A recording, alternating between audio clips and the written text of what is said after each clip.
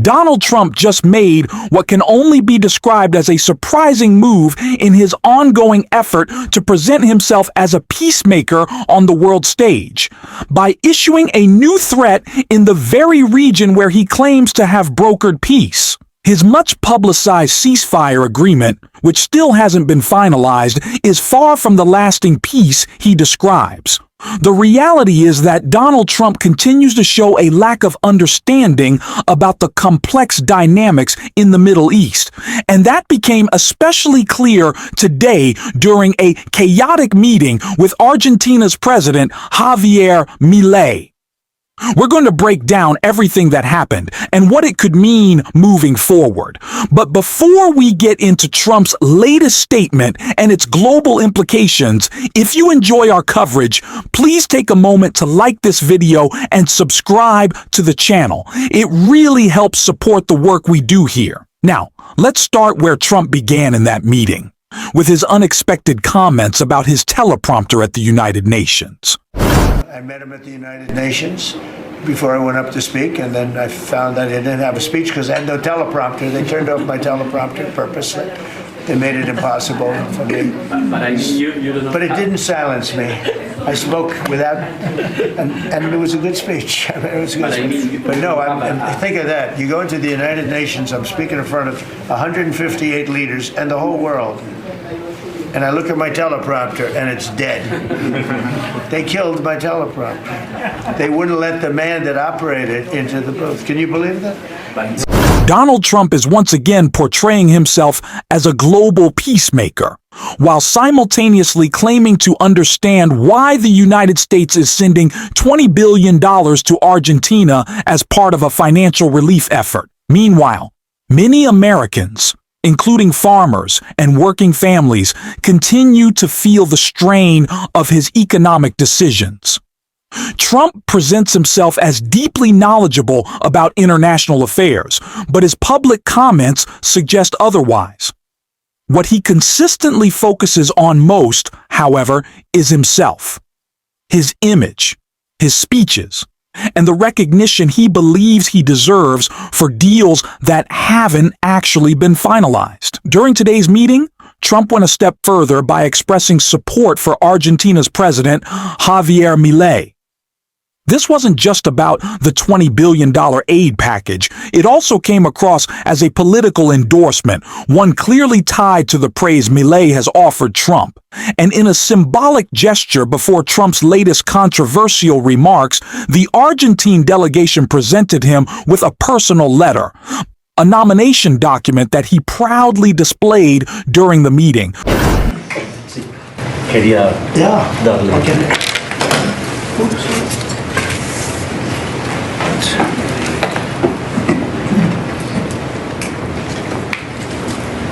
That's fantastic. Thank you very much. And when he did this letter, Mr. President, your settlement in the Middle East wasn't done. So we had to do a new letter Let's do that. to include that, because this is a very important... You'll have to add one extra sentence. Exactly. That's great. Thank you very much. This is a great, such a good statement. Thank you very much. You're welcome.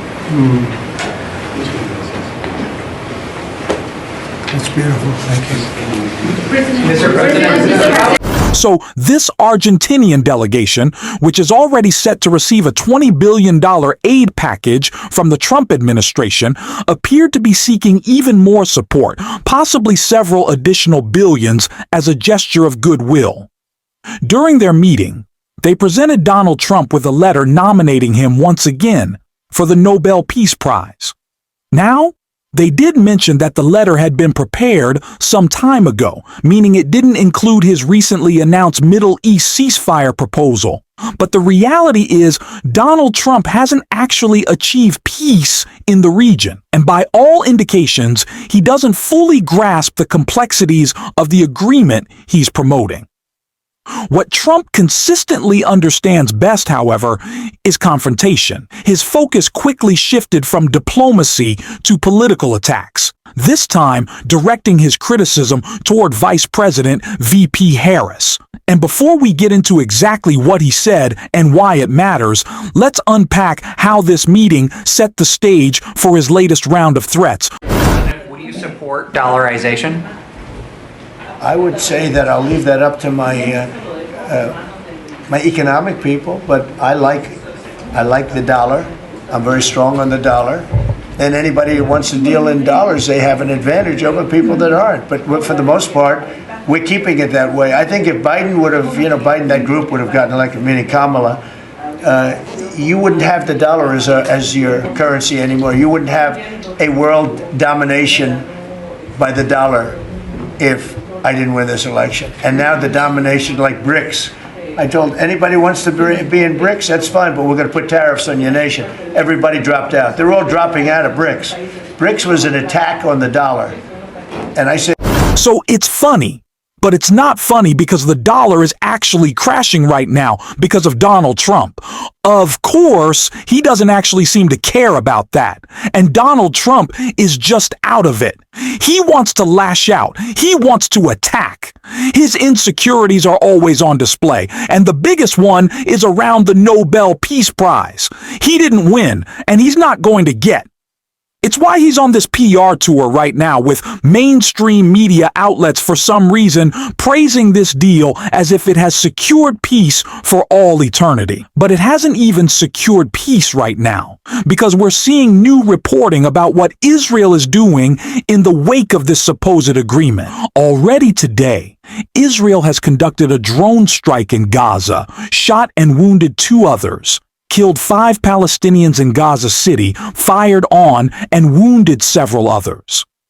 All in violations of their ceasefire. So the ceasefire isn't even holding, which is the entire point of a ceasefire. All the while, Donald Trump is saying he deserves a peace prize. And he's now responding to Hamas saying this. we have told them we want to disarm, and they will disarm. And if they don't disarm, we will disarm them. And it'll happen quickly and perhaps violently. But they will disarm. Do you understand me? Yes, you say because you always, everyone says, oh, well, they won't disarm. They will disarm. And I spoke to Hamas, and I said, you're going to disarm, right? Yes, sir, we're going to disarm. That's what they told me. They will disarm or we will disarm them. Got it? First of all, maybe Donald Trump should start by having a serious conversation with Prime Minister Benjamin Netanyahu about what's happening in the region right now. Because you can't claim to have created lasting peace and then, in the same breath, talk about using force or threatening military action. That's not diplomacy. That's contradiction. The question then becomes, does Trump actually believe he deserves a peace prize, or does he simply enjoy the attention that comes from making bold, dramatic statements? His recent comments about disarming through force are the exact opposite of what peaceful negotiation is supposed to look like. It's classic Trump, projecting strength while misunderstanding the deeper context of international conflict. And yet, much of the media continues to praise him as a master negotiator or deal maker, even as his words undermine the very idea of diplomacy. If this is supposed to be peace through strength, then where is that same pressure on Netanyahu, whose government continues its aggressive actions in Gaza? Trump doesn't appear interested in accountability or compassion, only in credit and recognition. That's what this entire meeting with Argentina's President Milei was really about. It wasn't about strategy, trade, or economic cooperation. It was about optics. Trump wants admiration from world leaders, and they, in turn, want favorable trade terms.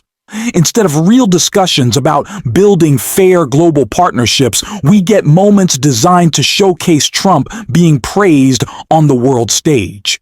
His obsession with recognition overshadows any genuine effort toward diplomacy or progress, and it's clear he knows how unpopular his policies have become at home. Despite his claims of strength, protests are growing, with demonstrations already planned in major cities for October 18th, part of the upcoming No King's Day movement, a nationwide call for accountability that even Rachel Maddow discussed in her latest coverage. It was an almost unimaginable number. More than 5 million Americans turned out in small towns and big cities all across the country for those No Kings protests against the Trump administration back in June. That No King's Day protest, that one day in June, is considered to be one of the 3 largest days of peaceful protest ever in U.S. history. There were so many demonstrations on No King's Day in June that when we covered them here on this show the following day, we had to show them in batches of 20 to even scratch the surface of how many of them there were. Well, now the second No King's Day is just around the corner. It's this Saturday, October 18th. And the organizing effort around it so far indicates that it might be even bigger this time around. In June, for those huge protests, they got like 2,100 different protests. This time for Saturday, organizers are expecting more than 2,500, even more than we saw in June. Joining us now is Ezra Levin. He's co-founder and co-executive director of Indivisible, the group that has helped lead the organizing for the No Kings rallies. Mr. Levin, it's nice to see you. Thanks for being here. Great to see you, Rachel. What are you expecting for Saturday? I'm expecting it to be huge. I'm expecting it to be boisterous. I'm expecting it to be joyful. It's going to be the place to be, Rachel. I mean, it really is. I hope people are, we're doing big things here, right? We're collectively fighting for democracy. That's big, that's serious. Trump is saber rattling, and that can be scary. But fundamentally, what this is about is everybody coming together and demonstrating we don't do kings in America. And they're going to have funny signs. There's going to be chanting. There's going to be dancing. There's going to be singing. We want this to be a place where anybody can come out. And it doesn't matter your ideological persuasion. It doesn't matter who you voted for before. It doesn't matter if you've never protested before. This is a place for you if you believe we don't do kings in this country. This is a moment to step outside and spend some time in community. I know if you've been watching my recent videos, you've probably noticed I've been a little fired up lately. Especially in this morning's episode about Carolyn Levitt. I was pretty passionate. And honestly, when I start talking about what's happening in our country, it's hard to keep things short. Sometimes these videos run long because I'm venting, and I appreciate that this space has become a kind of therapy for all of us. But I also want to remind you, take time to connect with people in real life. Go out, meet someone new, share some kindness, and remind each other that we're in this fight for our democracy together. And hey, if you ever see me out there, come say hi. Maybe ask before giving me a hug, but honestly, it'll be fine. I'm looking forward to seeing everyone, especially those of you joining the events in Washington, D.C. If you spot someone with big, fluffy hair and a lot of energy, that's probably me. Let's take this as a moment to find joy in resistance, strength in community, and hope in each other.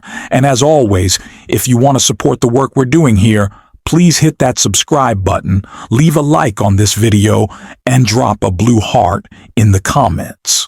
And until next time, I will see you soon.